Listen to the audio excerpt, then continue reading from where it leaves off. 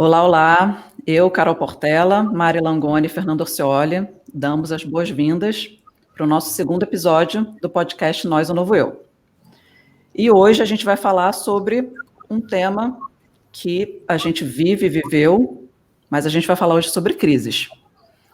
Eu tiro aqui minha licença poética para falar um breve texto que eu tirei de um curso que eu fiz sobre crises. E afinal, eu, perto dos 40, confesso que estou vivendo uma crise. Então vamos lá. Seja qual for a natureza da nossa crise, pessoal ou profissional, todo mundo vive, já viveu e certamente viverá muitas outras vezes. Tem duas características da crise. Ela gera em você um incômodo ou uma dor, quando é grande o suficiente para cobrar para a gente uma ação, e aí não tem como fugir, a gente tem que fazer alguma coisa, ou aprendizado. Nenhuma crise vem de graça e a gente não pode deixá-la ir sem a gente aprender alguma coisa. Alguma coisas com as mensagens, que muitas vezes são subliminares, mas outras vezes são bem literais. Então, abro aqui o primeiro ponto, chama aqui a Fê e pergunto para ela o seguinte: Fê, me fala um pouquinho de uma crise recente, se é que você teve uma crise recente, com certeza, mas assim, uma crise que fez você pensar e mudar alguma coisa na tua vida. Amiga, eu acho que a crise recente que mais me permeia nos últimos tempos é sobre a maternidade. Não só eu como mãe, mas a gestão da família, assim. Isso é uma coisa que me angustia muito, assim. Como você sabe, eu faço muitas coisas ao mesmo tempo, eu gosto de fazer muitas coisas ao mesmo tempo, e aí às vezes eu entro numa crise de as coisas estão soltas, as coisas não estão bem administradas, enfim. Então eu realmente tomo um tempo para mim, para que às vezes isso dura algumas horas, às vezes isso dura alguns dias, depende da intensidade da crise. Eu tomo um tempo para mim para fazer um pouco dessa avaliação, assim, de será que eu não estou exigindo muito de mim mesma? Tipo, como é que eu vou poder estar mais tempo com os meus filhos, estar mais tempo com o meu trabalho, estar mais tempo com. Só se eu dormir menos, aí eu também vou ficar doente. Então, eu também tenho esse momento de crise de administração de tempo, sabe? De tempo e tentar dar atenção para quem eu acho que merece atenção, que normalmente, na maioria das vezes, são os meus filhos que entram na prioridade. Mas é um pouco disso agora, assim, essas últimas crises que têm me assombrado. Assim, vou puxar, vou continuar com esse assunto de maternidade, porque eu acho que é um assunto que a gente gosta de falar.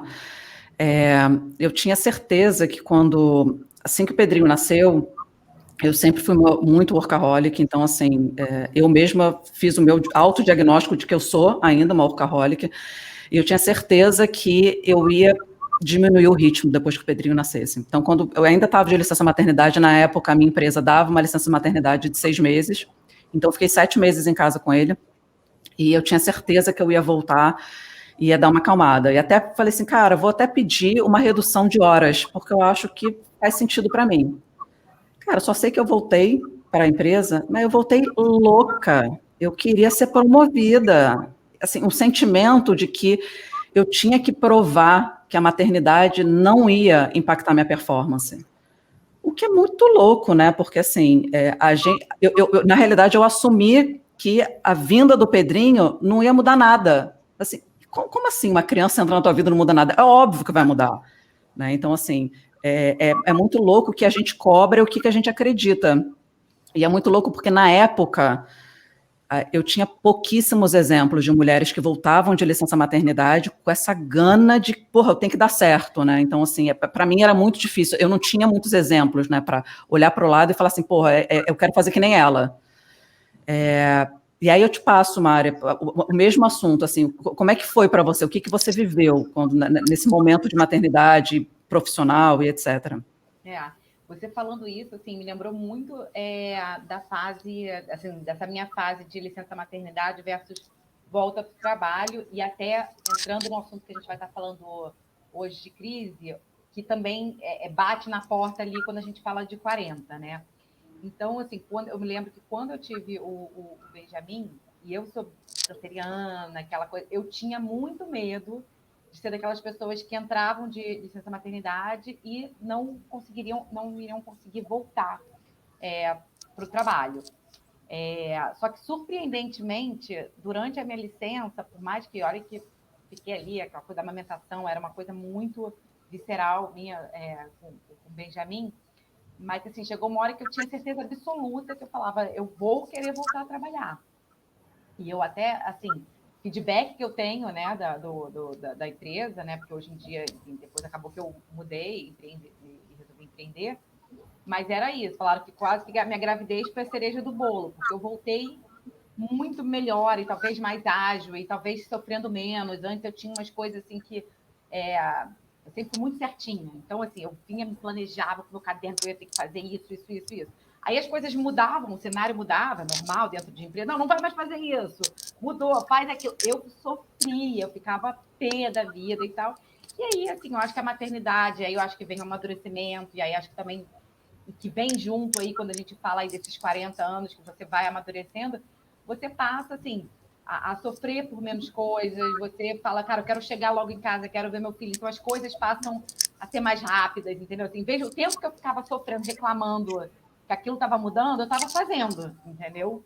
Então, isso para mim assim, foi algo até positivo. Mas aí, eu falando assim de crise, chegou uma hora que até parecido como você falou, né, que te despertou essa coisa, tipo, eu quero ser promovida, eu quero crescer. E ali, eu trabalhava em shopping, né? Shopping você tem uma certa barreira, você não consegue, não tem um plano de carreira. Então, você fica sem saber quando e para onde você vai.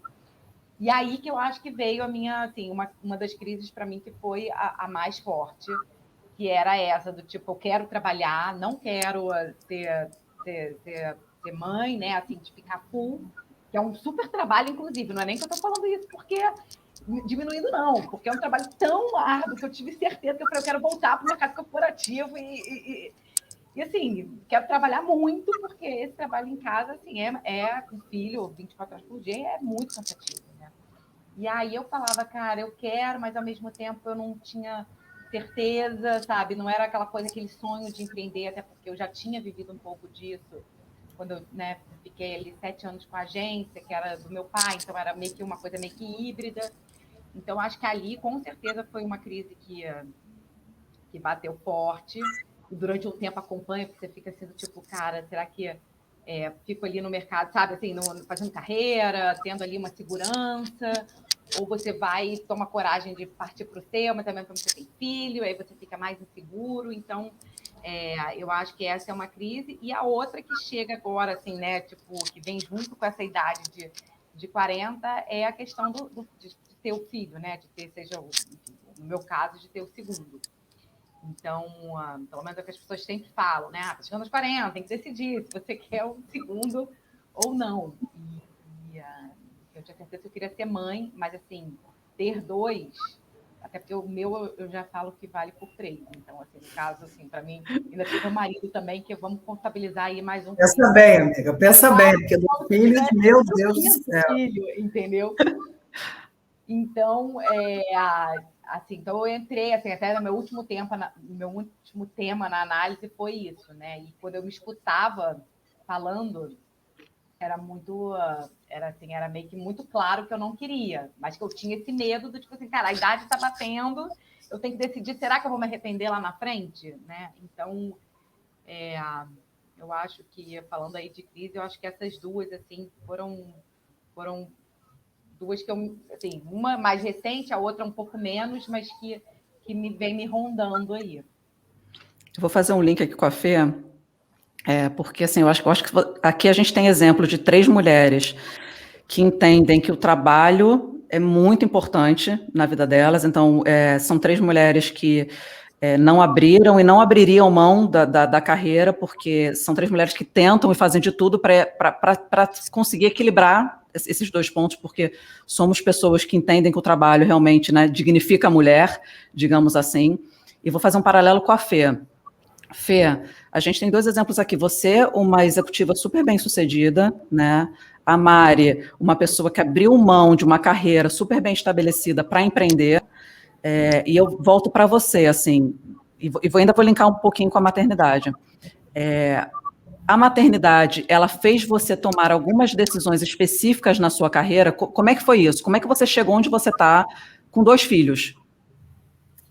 Amiga, a maternidade foi a melhor coisa da minha carreira. Eu fui promovida nas minhas 2 gravidezes. Assim, os meus filhos, eu brinco com meu marido que eles me dão muita sorte. Assim, eu acho que eu demorei para ser mãe, né? Eu engravidei com 35 anos, porque eu sempre fui muito. Bom, também porque eu não tinha marido antes, obviamente, mas porque eu também sempre fui focada na minha carreira, em querer, né, ter uma carreira de sucesso, em querer virar uma executiva. Então, os outros relacionamentos que eu tive anteriores, também eu não dava nenhum tipo de prioridade, e relacionamento sem atenção não tem continuidade. Até que eu encontrei o Fábio e eu tomei uma decisão na minha vida de... Eu estava voando na minha carreira, estava num momento super importante, assim, de grandes mudanças, e eu encontrei o Fábio e fiquei naquela, tipo, o que eu vou fazer da minha vida? Mas eu tinha muito claro, eu esbarrei na minha vida com algumas mulheres que eu tenho profunda admiração, de muito sucesso, e que não construíram suas vidas pessoais, e não construíram no sentido de casar e ter filhos. E elas queriam ter, porque tem gente que não quer ter, e tá tudo bem também que não quer ter. Mas no caso, essas 2 pessoas que eu conheci, elas me falavam sobre a frustração de não terem construído uma vida, de terem sempre priorizado o trabalho. Então, eu acho que eu tinha esse trauma na minha cabeça. E aí, quando eu conheci o Fábio, como vocês sabem, foi tudo bem rápido. A gente casou, teve filho. Minha filha tinha 2 anos, sei lá, eu já engravidei do segundo, e o terceiro não tem, tá, gente? Foi só, enfim, palavras ao vento. Então, assim, eu acho que eu criei, por um momento, uma troca de prioridades. Eu efetivamente botei na minha cabeça que eu precisava namorar, eu precisava da prioridade, que eu não ia poder trabalhar todos os dias até meia-noite, e que eu não poderia ficar dormindo 3 dias por semana fora de casa, não pelo menos no início do relacionamento. Enfim, que quando eu viajasse para fora, eu não poderia emendar mais uma semana de férias com meus amigos na Espanha, enfim. Porque aquele era o meu tipo... Adendo, né, Fê? Você viajava muito a trabalho, né? Então, assim, isso realmente, assim, em termos de... tanto para relacionamento, né, quanto para maternidade, é algo que é bem difícil, complicado, né? Muito duro. Mas 2 pontos que a Mari comentou sobre a gravidez e que eu acho que são super interessantes, até de depois virarem tema mesmo, sobre como você se esforça mais quando você está grávida, porque você acha que você está na desvantagem, né? Então, a gente, com esse péssimo hábito de se culpar o tempo todo, a gente já acha que a gente está na desvantagem, então a gente trabalha mais, a gente quer entregar mais, a gente quer entregar num prazo melhor, enfim. Então, eu acho que você já entra nesse looping. E essa coisa também de você mostrar que é capaz, né? Eu acho que é uma isso. característica muito nossa. Não acho que nem seja de todas as pessoas, nem só de mulher, nem de homem, mas essa é uma característica muito nossa. Então, tipo, você não vai... Cara, não vem falar que agora, porque eu, tipo, sabe, eu tô com um filho pequeno, que eu não vou ser capaz de entregar as coisas. Boa, e vou ser muito mais rápida. Então, tipo, né, um pouco de provar, mostrar. Eu acho que a gente tem isso de provar para os outros, provar para a gente mesma, né? Porque, assim, no meio do caminho tem mulheres que não querem, e tá tudo bem também, mas, enfim, eu acho que, como eu sempre quis essa carreira executiva, eu tinha isso.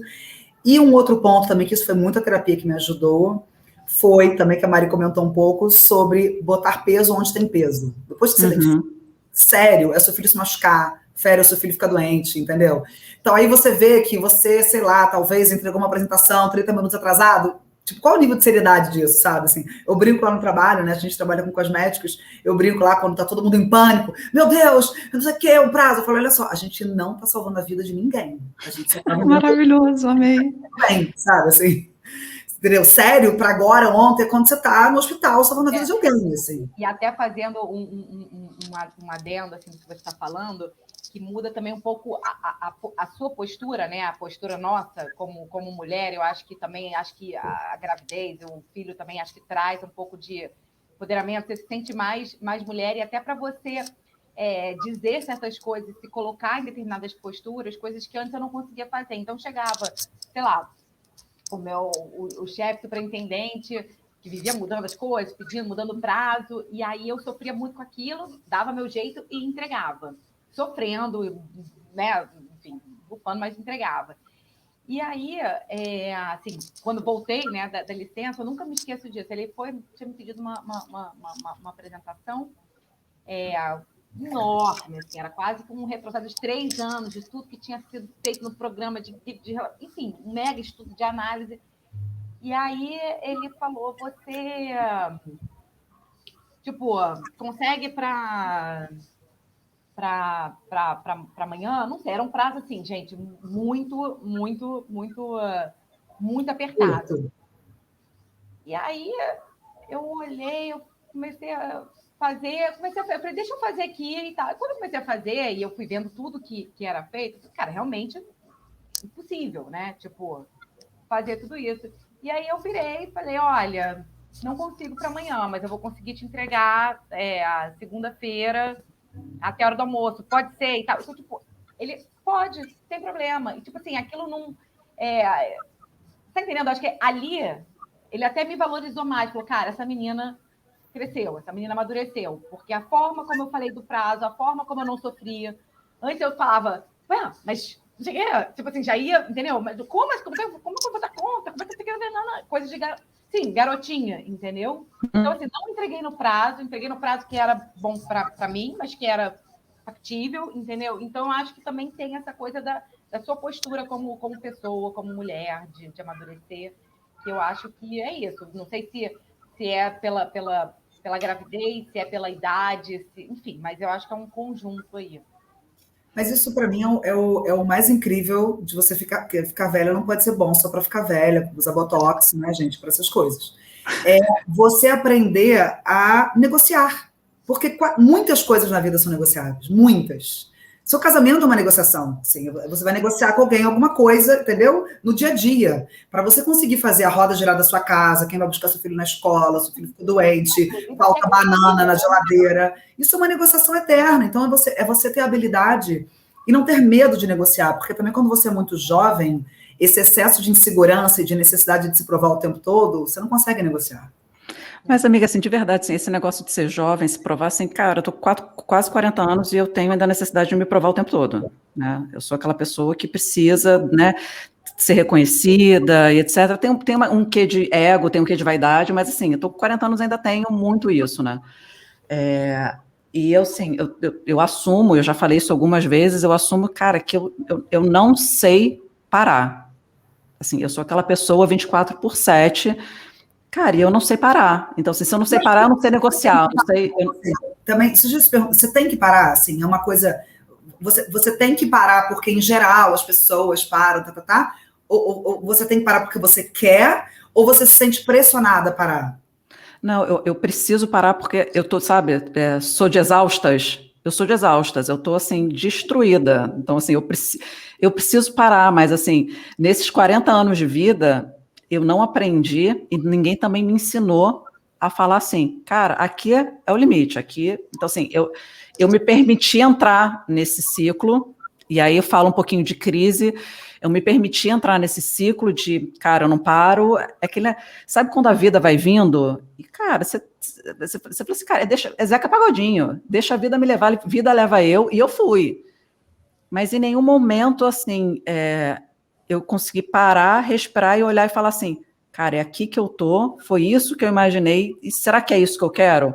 Então, acho que quando chegou, tá chegando, porque eu não cheguei ainda nos 40, mas quando chega perto dos 40, eu acho que você para e faz uma reavaliação da tua vida e fala assim, cara, eu tô com 40 anos. Então, assim, provavelmente estou na metade da minha vida, porque devo que chegar até os 80, então não tem mais tanto tempo, né, gente? Então, acho que o fato de você chegar próximo dos 40 faz com que a gente pare, olhe ao redor e fale assim, cara, fudeu, não tem mais tempo para fazer tudo que eu queria, não. Então, assim, eu preciso fazer certo, porque eu não tenho mais tempo de ficar, deixa a vida me levar. Gente, Zeca quem Pagodinho já congelou? passou. Fui eu? Yeah. Eu não sei, alguém congelou, não sei se fui eu. Foi mal, voltei agora. Ah, tá. Não, o que eu ia falar, até a Carol estava falando isso, e me lembrou, Carol, uma das conversas que a gente teve há pouco tempo, que você estava fazendo alguma pesquisa de persona, e que eu era sua persona, e você me perguntou quais eram os meus medos. Uma das perguntas eram essas. E aí eu fui mandando áudios e áudios para a Carol dos meus medos.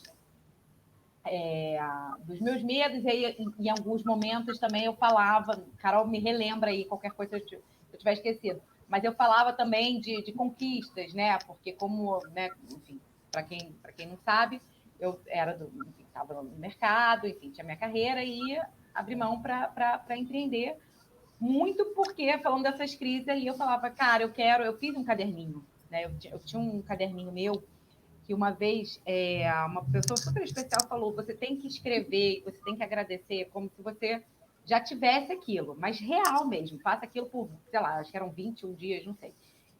E escreve e tal. E aí eu escrevendo. Então, assim, eu não sabia direito o que eu queria, mas eu botava lá, eu quero conseguir buscar meu filho na escola, eu quero ir andando para o trabalho, eu quero ter uma sócia, enfim, nem sabia entender, mas assim, eu ia botando coisas que eu tinha certeza da qual eu queria.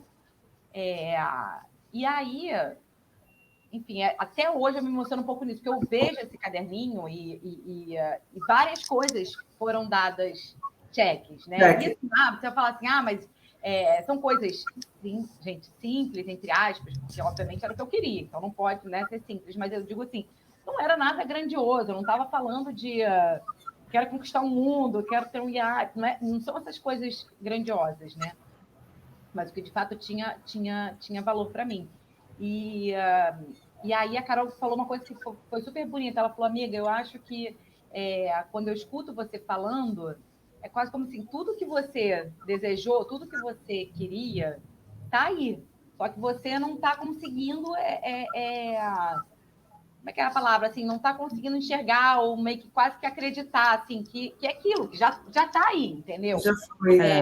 Já foi, eu consegui ter um equilíbrio da minha vida, que era uma coisa, né, tipo, que eu queria muito, esse equilíbrio de ser mãe e trabalhar. Tipo, eu hoje em dia, assim, eu me considero uma pessoa equilibrada, eu consigo, cara, ser mãe presente. Pouco tempo atrás, passei por, enfim, algumas questões aí que eu fiquei super preocupada com o Benjamin, questões que deixaram muito abalada e que eu fico pensando que talvez se eu tivesse num mercado corporativo com aquelas pressões de 1000 coisas acontecendo, reuniões, eu não sei como que eu faria. Então, hoje eu consigo ter esse equilíbrio, que era algo que eu desejava muito, né? Então, tem horas que é isso. Agora, se você não para pensar, né? Seja no caderninho, seja para fazer ali sabe assim, sei lá, olhar, uma retrospectiva do que você quer, para onde você quer ir, o que faz sentido para você, cara, você não consegue nem andar aí nessa direção. Sim. Porque é isso, se você não sabe para onde você vai, não sei, para mim era isso, eu queria trabalhar perto de casa, né? Tipo assim, andando para o trabalho. Então, só que isso se eu não tivesse parado para pensar nisso, né? Eu não ia batalhar e fazer por onde para que isso... E sabe qual foi o mais louco dessa conversa, Fê, que eu tive, desse projeto que eu fiz com a Mari? Cara, eu escutando os áudios dela, e eu falava assim, cara, que loucura, ela tem tudo o que ela está falando, e ela não se tocou que ela tem tudo, né? É muito doido qual a lente que a gente enxerga a nossa própria vida, né? Por isso que é importante a gente conversar com as pessoas, né? Sim, por isso que é importante a gente trocar, assim. Eu tenho muita pena das pessoas que não têm amigos ou que não têm algum familiar. A minha mãe que me falou isso, assim, minha mãe, no final da vida dela, quando eu falei para ela que eu estava grávida do João, que é o meu segundo filho, ela falou, cara, você conseguiu tudo, né? Tipo, enfim, vou parar de falar que senão vou chorar por causa dela, mas entendeu? Então é um pouco disso, assim. Mas, Carol, eu quero voltar em você, uma coisa que você estava falando, que a ligação, enfim, a conexão ficou ruim. Você estava falando que você não para e que você precisa parar. Você já fez, emendando no que a Mari falou, um pouco dessa reflexão do tipo...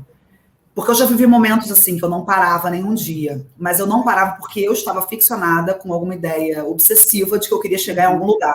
Então, para mim, eu não parava, não que eu estivesse certa, mas para mim eu não parava porque eu queria correr para chegar no lugar que eu sabia onde era. É isso para você? Eu acho que eu não paro, porque é muita coisa, e eu acho que, de alguma forma, inconscientemente, eu tenho um certo receio de que, se eu parar, o que vem, sabe? Se você parar e relaxar, o que vai vir? Porque assim, eu não estou acostumada com o momento relaxar e deixa eu ver o que vem.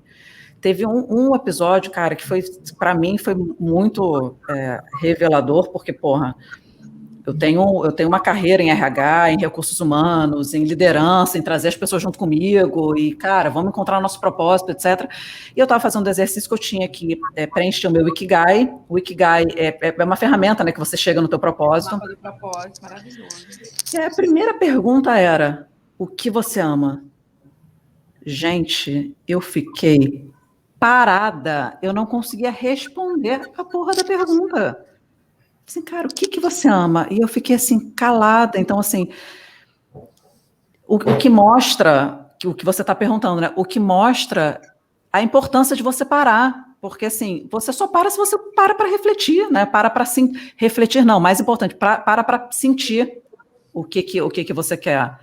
A gente lançou um perfume há uns 5 anos atrás, que o conceito dele era sobre realizações de sonhos. E aí a gente fez um evento, e eu trabalhei na organização, só que sabe quando você não para pensar? E aí só que quando você chegava no evento, cada pessoa tinha que dizer qual é o seu sonho. E era um mural. E eu não consegui responder. Eu não consegui responder, tipo assim, você tem um sonho. Qual é o sonho da sua vida? E não é assim, tipo, saúde, entendeu? Assim, porque isso todo mundo quer, assim. E eu não consegui responder. Então é um pouco nisso, né? Que você fala de você não parar, você está indo, você não está percebendo. Que, gente, assim, é uma pergunta, e a Carol falando aí do Ikigai, eu também já fiz, assim, e que é difícil, porque é uma caminhada, né? Na verdade, assim, eu acho que isso é uma caminhada, você vai se autoconhecendo, só que é difícil você responder isso se você não parar. E eu também, tipo assim, eu sou uma pessoa que eu ficava muito desconfortável na tranquilidade, né? E até hoje, às vezes, tipo, sei lá, se você tá numa semana mais tranquila, por mais que eu, tipo assim, às vezes assim, eu me sinto mais, não é confortável a palavra, sei lá, eu me sinto mais normal, mais eu, naquela semana que você fica mais ansiosa, que tem 1000 coisas para resolver. Em semanas que você tá mais tranquila, e isso acontece muito, assim, pelo menos eu, como desde que eu comecei a empreender, você tem meio que uns sei lá, sei lá, né? Eu tô aqui fazendo com a mão, mas as pessoas não estão vendo, né? Estão escutando como se fosse uma montanha-russa. Então, assim, tem períodos que está mais calmo, tem períodos que tá mais tumultuado. E nesse período que você está mais calmo e que você não está na empresa, né? Que você não está devendo ali, porque quando você está na empresa, mesmo num período mais calmo, você está ali cumprindo horário, você tem, né? Tipo, sei te explicar, tem mais burocracias e tal. Então, até hoje, por exemplo, se eu estou numa semana mais tranquila e, sei lá, eu poderia malhar num horário, sei lá, 10h30, não sei, um horário que não é muito o normal, ou fazer uma aula de yoga, tipo, eu me sinto culpada, eu fico me sentindo assim, sabe assim, um cocô do cavalo do bandido. Eu falo, gente, então eu sou muito,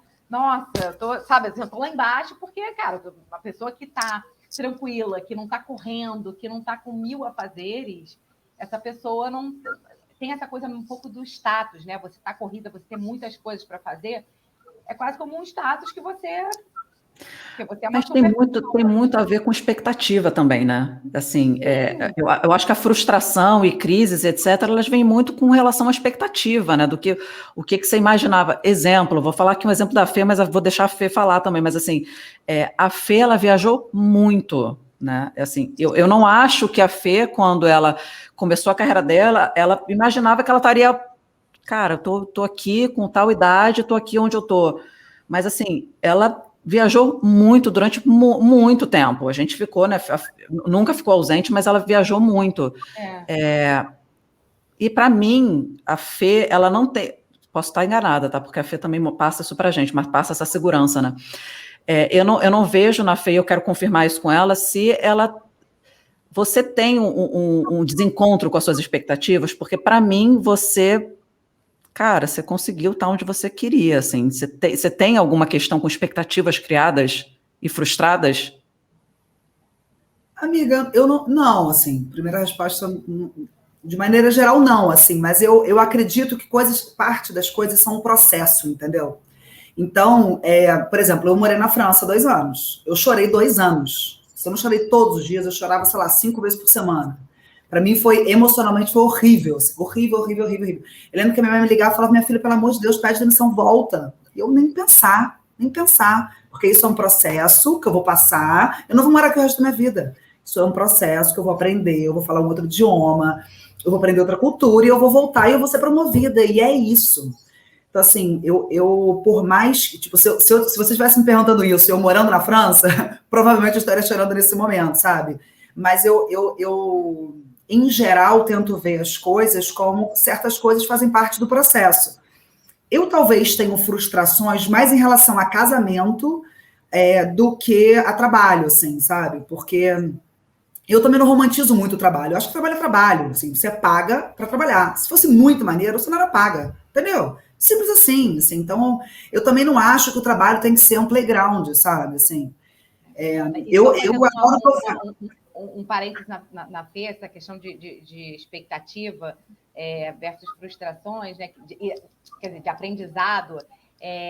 O ruim é que a gente também só consegue ter essa clareza do aprendizado, pelo menos a maioria das pessoas, é depois que a crise dá uma, né, tipo assim, que dá uma baixada na poeira, que você consegue enxergar um pouco, sabe, assim, o pós-furacão, porque na hora que você está vivendo aquele furacão, como você estava falando, se você estivesse morando na França, tivesse essa pergunta, você está chorando, você está sofrendo, por mais que você sabia que aquilo era importante para você no processo, você talvez, depois que você saiu, que você obviamente alcançou lá o cargo, e hoje em dia você está onde você está, com certeza tem ali porque você morou na França, porque você ficou lá 2 anos, mas na hora que você está vivendo aquilo, você não tem tanta certeza que aquilo vai, de fato, te trazer para um outro lugar, que vai te fazer uma pessoa melhor. Na hora você fica puta da vida, entendeu? Você pode até saber. Não, eu acho que sim, assim, mas é aquela parada, né? Ou você também escolhe se entregar para a tristeza, é igual quando você termina um relacionamento. Tipo, se você termina, né? Não se terminou com você. Mas se você termina com uma pessoa que é uma pessoa que você não acha que é bacana e você às vezes fica na merda com o término, mesmo você achando a pessoa péssima.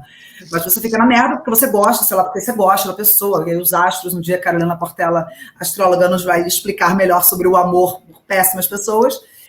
Mas aí você pelo menos acredita que, cara, eu vou sofrer, mas isso não dá para mim, sabe? Então eu sempre tentei trabalhar dessa forma, assim. Eu acho que a questão da expectativa, só voltando, porque eu falei de casamento, de frustração, porque meu marido vai ouvir isso só para ele não achar que eu tô falando mal dele. Eu não vou editar, tá, Fábio? Não será editado, eu vou deixar você escutar isso.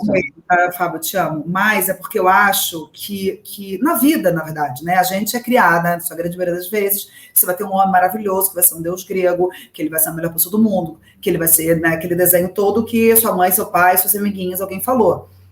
E a frustração, na verdade, não é que a pessoa é ruim, é só que a pessoa não é aquela pessoa perfeita, que ela não existe, como você também não é perfeita, né? Certamente, ele também tem uma frustração em relação a algum desenho de mulher que ele fez na vida dele, assim. Então, é muito mais isso, assim, de reações óbvias que eu teria e que o outro não tem, você fala, como assim? Ele não, tipo, como assim você não pensa dessa maneira?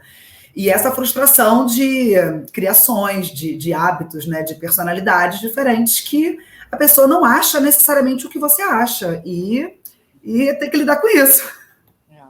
Isso me lembra muito, assim, até falando de relacionamentos, mas não em casamento, que é a questão da maternidade também, né? Que é com o filho, porque você também cria uma expectativa, né, de como vai ser o teu filho, como você se imagina com aquela criança.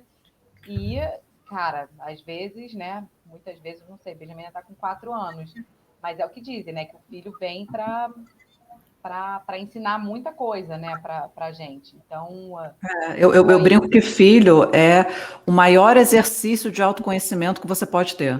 Porque o filho é um espelho. Ele te mostra exatamente aquilo que você precisa trabalhar em você. É impressionante.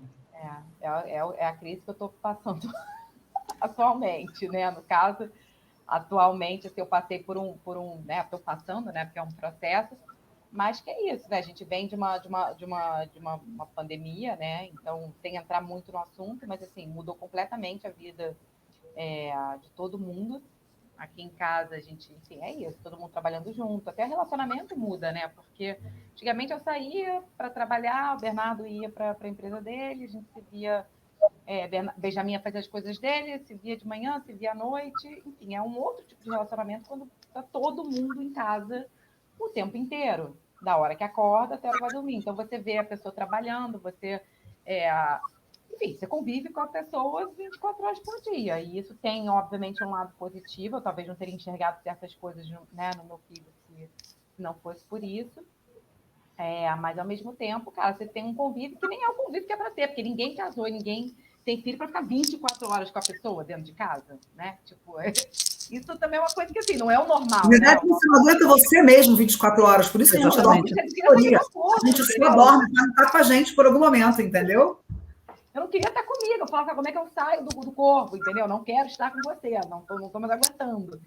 Então, que estar com o marido e com família, e com. Sim, é muito frustrante. E aí é um pouco disso, né? Então você fica imaginando, você vai ter um filho, meu filho vai ser assim, vai ser perfeito, vai ter. E, cara, obviamente não é, né? Então, também, né? Trabalha com frustrações e expectativas aí de uma outra forma, né? De uma outra esfera de relacionamento. Assim, e essa questão das expectativas e frustrações, etc., e maternidade, a gente falou muito de maternidade aqui, falamos muito de olhar para dentro, né? Falamos muito de tentar parar e tentar enxergar o sentir, né? A importância do sentir dentro desse processo todo. A gente tem muito mais coisa para falar. A gente se comprometeu que esse podcast ia ser um podcast mais curto, porque a gente acha que o tempo mais reduzido faz com que as pessoas, né, aproveitem mais o nosso papo, etc., e a gente volta com outro podcast. Então, eu estou encerrando aqui o nosso podcast. Foi muito prazeroso falar, porque assim, a gente conversa muito, mas assim, é diferente quando a gente fala desses assuntos específicos, né? A gente... Então, assim, para encerrar mesmo... Pode falar, Fê. Porque quando a gente está junto, a gente não faz isso, né? Como está gravando, a outra respira, deixa a outra falar, é muito bacana. Que pena que acabou. Estou ansiosa para o... E para encerrar, que eu vou começar a fazer essa dinâmica nos nossos podcasts, encerramentos de podcast. Se vocês pudessem dar uma hashtag para esse segundo episódio, qual a hashtag que você daria? Ai, gente... Eu vou falar minha hashtag, tá? Fala para ele ter uma... Hashtag não ao Zeca Pagodinho. A caralha de deixa a vida me levar, a vida leva eu, não me levou a nada. Levou porra nenhuma esse negócio de deixa a vida me levar. Olha, a minha hashtag seria hashtag baixa régua. Baixa régua no sentido da expectativa, entendeu? Assim, de dar uma... diminuir, que aí é isso. Você diminui sua expectativa, você se frustra menos, né? Então... acho que seria essa. Ai, gente, eu não sei. Tem que falar alguma coisa rápido, né? Tá. Eu terminei falando de casamento, então, hashtag ele não será como você espera. Maravilhoso, adorei. Maravilhoso. Adorei. Mas não quer dizer que ele será mal, ele será apenas perfeito para você. Do jeito que ele precisa ser. Do jeito que ele merece, né, linda? Porque... Pessoal, então a gente encerra aqui o nosso segundo episódio do podcast Nós, o Novo Eu. E no próximo episódio, a gente estava aqui conversando sobre a próxima temática, porque a gente já quer deixar a temática para vocês saberem sobre o que a gente vai estar confabulando até lá. E a gente vai falar de maternidade mesmo, porque a gente falou de maternidade pra caralho aqui hoje, né? Mas maternidade, eu acho que é versus trabalho, né? Profissional. Eu acho que a carreira... versus maternidade. Acho que a gente pode entrar um pouquinho mais nesse assunto. E quem escutar aqui, a gente vai divulgar as nossas hashtags. Então, para vocês mandarem perguntas, que eu acho que vai ser bem legal se a gente tiver perguntas sobre maternidade, se a gente receber algumas perguntas. Então, eu vou falar que o meu é @cportela, Portela com 2 L's. O meu é @Mari_Langoni. E o meu é @Fernanda Orcioli. Orcioli é com I, tá?